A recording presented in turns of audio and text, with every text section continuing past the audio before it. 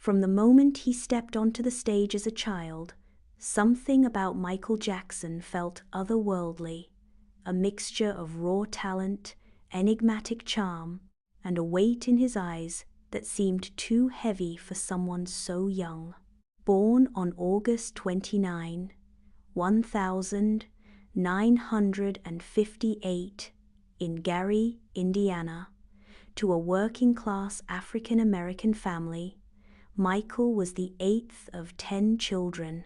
His father, Joseph Jackson, was a stern, often harsh man who believed in discipline, and his mother, Catherine, was a devout Jehovah's Witness who sang hymns around the house. It wasn't long before Michael's exceptional musical ability emerged. He joined his older brothers in the Jackson 5 and soon became the lead singer, his voice piercing, his presence magnetic. By the age of 10, he had a contract with Motown Records. Success came quickly, and with it, the loss of a childhood. He became the centerpiece of a phenomenon. His schedule was grueling, his every step managed, his identity slowly swallowed by the persona the world demanded from him. As the years passed and Michael transitioned into a solo career, the boy with the bright smile began to fade behind the veil of fame. He released Off the Wall in 1979, then Thriller in 1982, a masterpiece that shattered records and reshaped the music industry. Yet, even as he moonwalked into history, there were signs of deeper struggles. His skin lightened over the years, later attributed to vitiligo. His facial structure changed. Rumors followed him like shadows of isolation, plastic surgeries, his relationship with his father, his reclusive lifestyle at Neverland Ranch, and later, allegations that would haunt his name. Yet, behind the controversies, there remained a man who was deeply curious, sensitive, and often philosophical. Michael was not overtly political, but he was emotionally attuned to suffering and injustice. Songs like Man in the Mirror, Earth Song, and They Don't Care About Us revealed a heart that was not at peace. Despite his global success, he was restless, not just in his career, but in his soul. Religion had always been in the background of his life. Raised as a Jehovah's Witness, he was known to go door to door in disguise, honoring the proselytizing aspect of the faith. But as he grew older and the spotlight intensified, Michael reportedly began to question that path. His fame had clashed with the Witness's teachings, and in the late 1980s, he distanced himself from the church. He never publicly denounced it, but it became clear that he was on a spiritual journey. In the 1990s, Michael's connection to the Muslim world quietly began to deepen. He toured extensively in Muslim-majority countries, visiting places like Morocco, Tunisia, and the United Arab Emirates. He was greeted with massive crowds and open arms. He also formed close friendships with influential Muslim individuals, including members of the Saudi royal family and artists like Cat Stevens, who had himself famously converted to Islam and taken the name Yusuf Islam. Perhaps the most significant turning point came after the early 2000s, when Michael faced his most difficult trials. The 2005 child molestation trial had broken him emotionally and financially. Though he was acquitted of all charges, the damage to his spirit was evident. It was around this time, during his retreat from public life, that rumors of a potential conversion to Islam began to spread. In 2005, he moved to Bahrain at the invitation of Sheikh Abdullah bin Hamad Al Khalifa, the son of the king. Bahrain became a safe haven for him, away from the relentless media scrutiny of the West. There, he reportedly lived a quiet, peaceful life with his children. He spent time writing music, contemplating his next projects, and surrounding himself with a culture that emphasized spiritual balance and family values. It was during this period that whispers began to grow louder.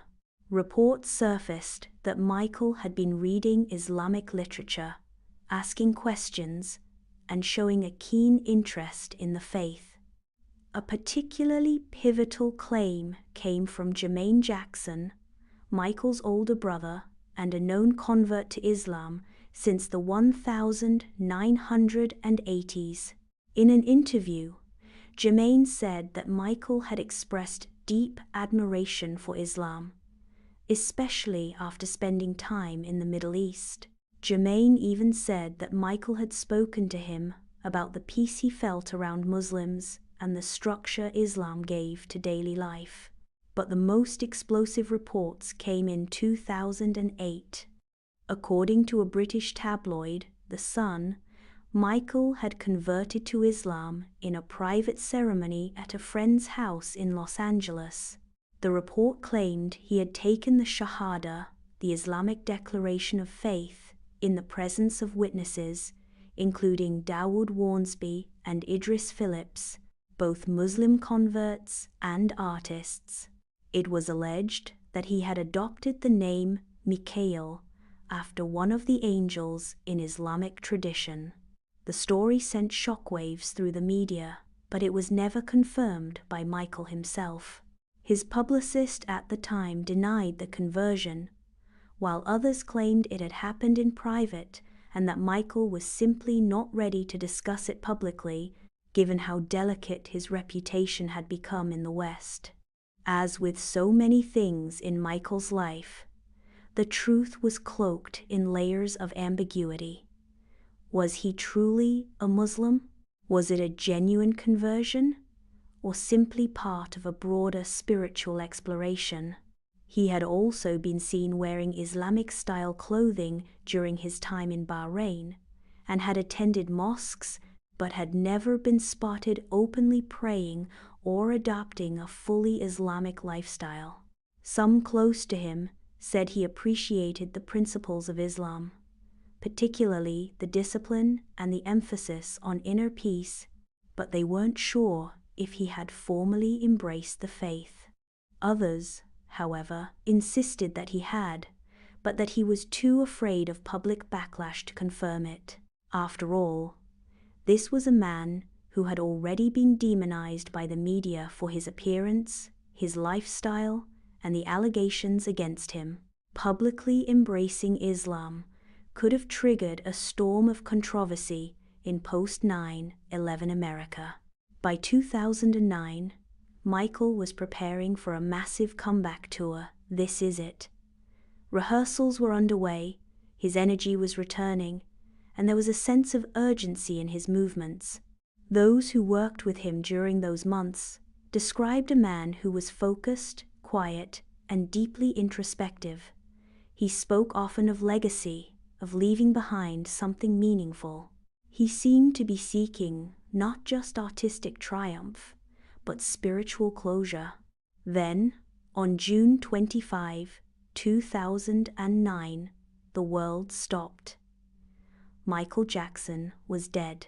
Following Michael Jackson's sudden death in 2009, the questions surrounding his personal life intensified. Among them, one of the most quietly debated and emotionally charged was, had he, in the final years of his life, truly embraced Islam? In the days immediately after his passing, tributes poured in from every corner of the globe. Fans grieved not only for the artist, but also for the fragile human being they felt they had come to know through his music. His memorial service, watched by millions, reflected the ambiguous spiritual tapestry of his life. It included gospel songs, Christian imagery, and emotional speeches by friends and family. Dark clouds in the sky. Jermaine Jackson, his brother, raised fresh speculation when he stood before cameras shortly after Michael's death and told the world, "May Allah be with you, always." This subtle but deliberate invocation of Islamic language did not go unnoticed. In later interviews, Jermaine reiterated that he believed Michael had embraced Islam. He described private moments between them, conversations that lingered long into the night about faith, identity, and redemption. According to Jermaine, Michael had found serenity in the teachings of Islam, especially in its emphasis on simplicity, prayer, and service. But there were also conflicting voices. Michael's former manager, his attorneys, and some members of the Jackson family denied the conversion ever happened. They pointed to the absence of any formal announcement or Islamic rituals in his public or private affairs. His funeral, held at Forest Lawn Memorial Park, a traditional Christian cemetery, was conducted without Islamic rites. The final resting place did not reflect Islamic burial customs either. Yet, even this wasn't enough to quiet the rumors. Some argued that the decision to bury him in this manner wasn't his own, that the choices were made by others, perhaps unaware or dismissive of what Michael may have chosen for himself in private. Supporters of this theory pointed out that even in life, Michael had little control over the narrative surrounding him. Why should death be any different? Others pointed to a deeper pattern, that Michael had always been a seeker. From his distancing from the Jehovah's Witnesses to his fascination with Sufism, Eastern spirituality, and African traditions, it seemed Michael was never one to be boxed into a single belief system. In interviews, he often spoke about God and the universe with a reverence. He once said, "The deeper I go into myself, the stronger I become, because I realize that my real self is much bigger than any fear." During his years in Bahrain, he reportedly read extensively about Islam. Associates in the Middle East said he was quiet, respectful in mosques, and deeply moved by the call to prayer. Some insiders shared that Michael was especially fascinated by the story of Prophet Isa, Jesus, in Islam. He was said to be drawn to the idea of Jesus as a revered prophet, human and divine, in a different light, free from the complications of the Trinity that had long troubled him. But again, these accounts remained unconfirmed by Michael himself.